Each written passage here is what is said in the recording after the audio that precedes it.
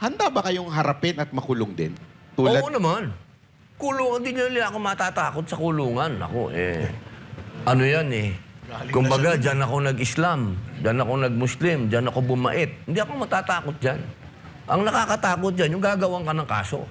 Yun ang kasi kung ako, nung nakulong ako, inamin ko, talagang siraulo ko ng panahon na yun, dapat ako makulong.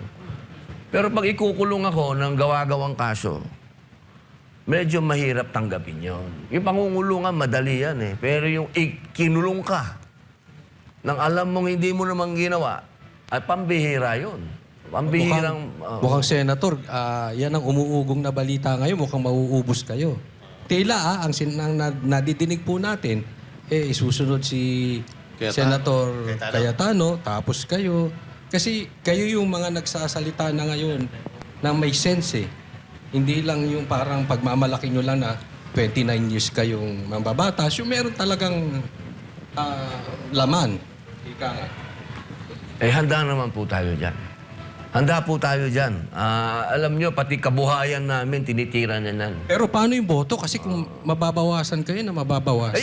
Yun nga ang sinasabi ko Bakit itong impeachment court, hinahayaan nila magsalita yung mga prosecutor na gusto nila magbawas sila. Yan ang Ba't sila intention nila nagdidesisyon, Parang sila nagdidesisyon. tapos gusto nila lumiit yung 2/3. Parang, bakit ganito? Anong to? Alam niyo, malaking constitutional crisis ito, Kasi konstitusyon yan, Hindi natin pwedeng baguhin ang konstitusyon ng sasabihin ng, halimbawa lang, kasi parang ang dating, hihingi sila ng interpretasyon sa Supreme Court.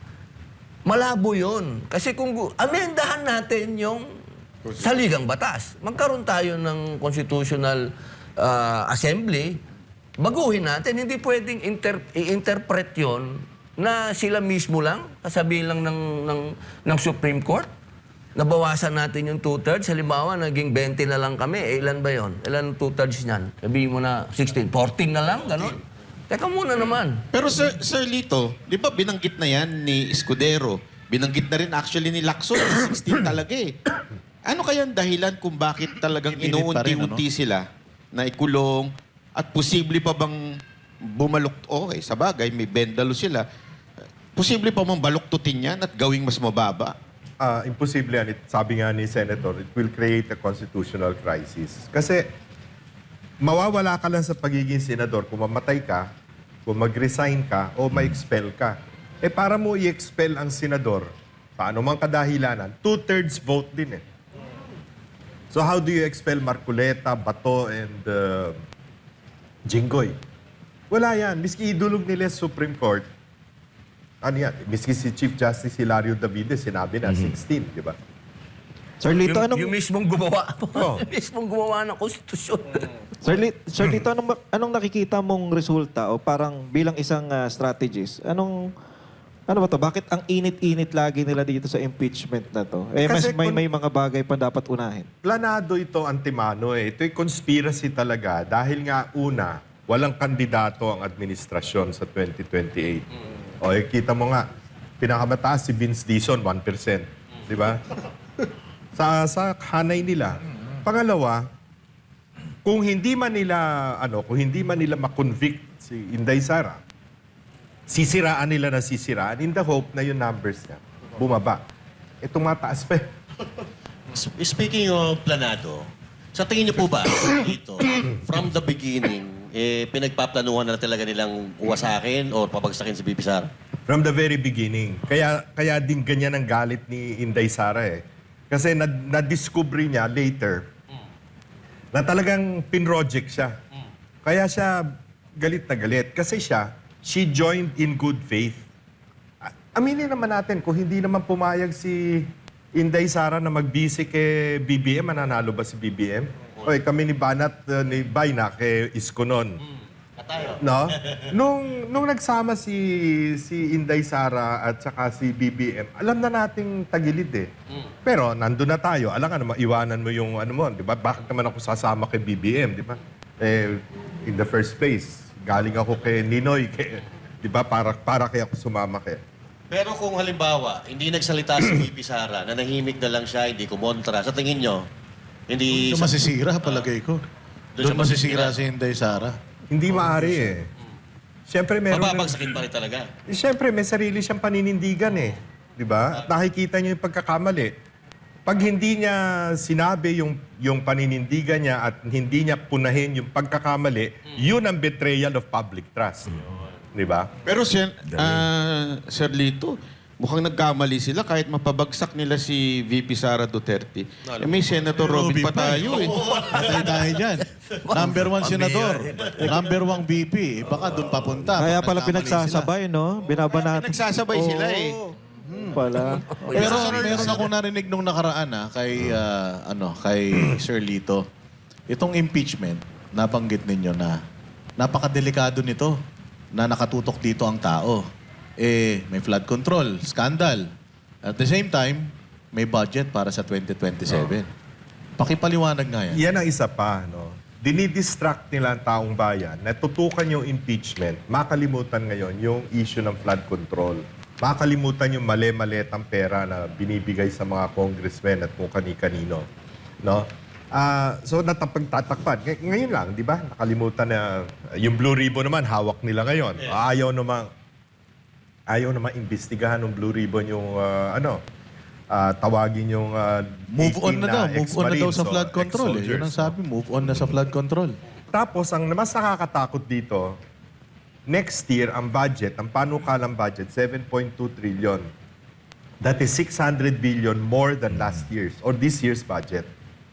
Pag nakatuon ng pansin ng tao sa impeachment, baka mag-fast break na naman sila na kung ano na yung kagaguhang unprogrammed allocations na naman. Imbis na flood control ngayon, farm-to-market roads naman. Kaya kailangan bantayan.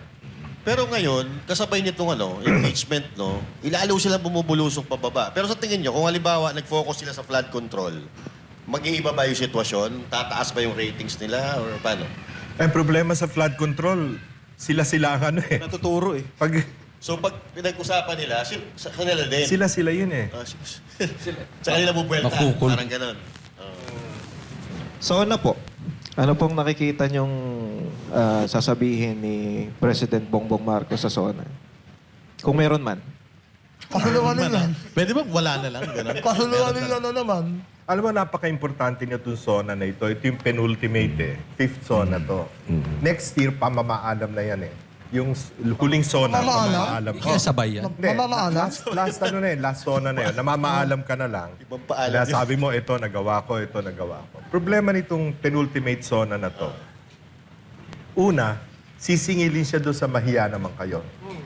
Kasi, mahiya naman kayo, yung mga nagpapalakpakan ng mahiya naman kayo, ng mga, sila yun, sino napakulong mo? Baka Sa taon bago na ngayon, nagdaan? Sir Lito, baka mahiya na ako. Ganun Ayun na nga. sasabihin niya. Mahirap eh.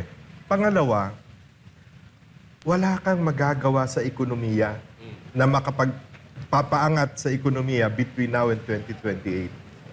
Okay, nandun yung dahil sa gera sa Iran. Pero tingnan mo, yung VAT sa langis, bakit hindi pwedeng bawasan? No? Kung nung araw 60 pesos ang litro ng diesel halimbawa, 12% yan VAT, no? 7 pesos 20 centavos ang VAT. Ngayon, kung halimbawa 80 pesos, magiging 80 times 90 na ngayon. Sir. 90 na ba? 90 times 12%, di nasa 12, mahigit 13 pesos ang nadagdag sa buwis. Yun yung tinatawag na windfall profit. No? So, lumaki pa ang kambyo, ang kahig ng ang kabig ng gobyerno, no? Dahil tumataas ang presyo, dahil yung VAT 12% and 12% eh. Bakit hindi mo mabahagi man lang sa taong bayan yon para maibsa naman ang hirap nila? Sa Vietnam, ginawa yon. Sa Thailand, ginawa yon. Sa Taiwan, ginawa yon. Tsaka may batas na po doon. Hindi ko alam. May excise Bakit tax, hindi di ba? nila- Pinilit kayo ipasa yung excise tax. Hindi nila Hindi naman ginawa. Di ba? Your Honor, Senator, Judge. Robby, kayo po, ano, honor, please. Natatakot na ako yung tumatawag ng Your Honor. May phobia na. Your Honor, kayo po, ano masasabi ninyo sa panglimang sona ni BBM? Kami sa minority, nagkasundo naman kami na ito, ako, pangalawang beses ko to na hindi naman ako pupunta. So, siguro, maganda dyan yung majority ang matanong ninyo kung anong ine-expect nila. Kasi kami, Bakit? Bakit di Wala. ka pupunta, Sen? wala naman akong ma-expect eh. Pwede ba makikain? Gusto ko diretso. Ayaw niyong pumorma doon. Sayang naman yung nakabarong na. 20 million na naman ang pagkain. Wala. Oo, sanay na akong pumorma kahit wala akong itsura. Okay lang. Ano pa ako, hen? Nga naman. Oh, Forma, pero wala yung tura. agree ako doon. Sir, Gusto ha? Like, gusto? Malamang ipagmamalaki yung UMIC, yung upper middle income class status natin. Kung basta nag-graduate tayo sa middle income status, the upper middle income.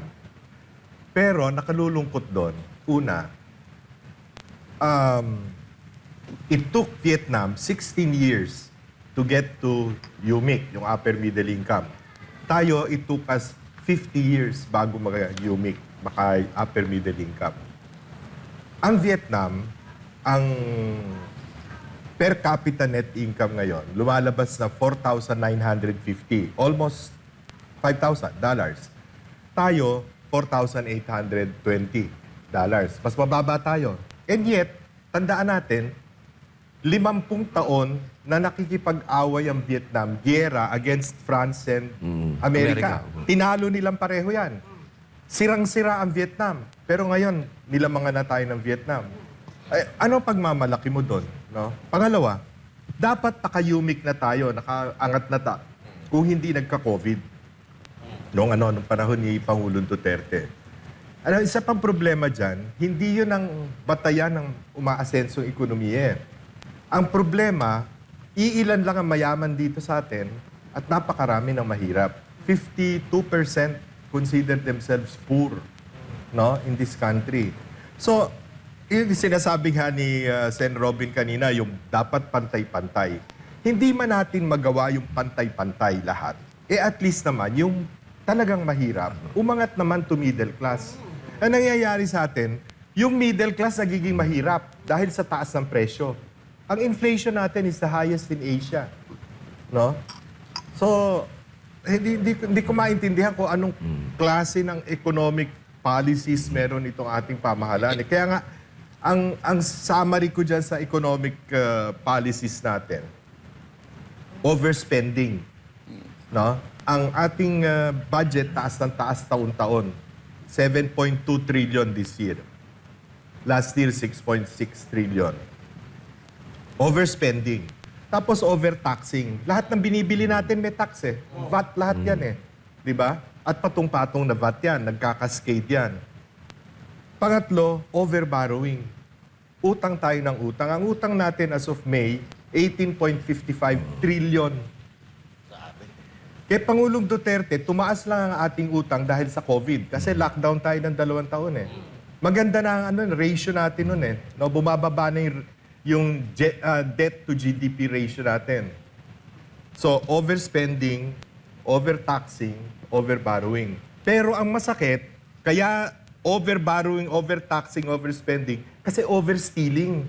Sobrang nakaw. Kaya sobrang gastos, sobrang buwis, sobrang utang dahil sobrang nakaw.